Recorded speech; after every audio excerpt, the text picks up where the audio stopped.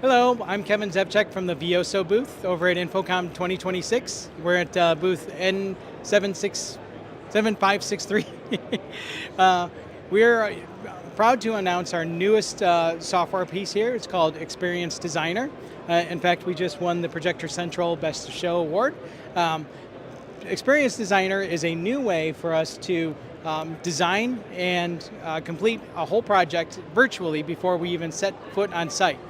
Using a projector database, you can download your projectors, your lensing, and then build in your projection surface, or import a 3D object, and then it'll give you a projector analysis, a heat map, or a pixel density.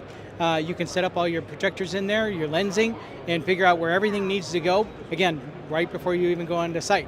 You can export that information as a database or a PDF to your client, get sign-offs on it before it even happens. And then one of the other things that you can do in this that you can't do in other software packages is a camera study. Since VIOSO is well known for its camera-based calibration, using a camera study is imperative for having a successful project. So now you can import or simulate your cameras inside the space, figure out where they need to go, your lensing, make sure you can see the entire surface with the cameras that you need.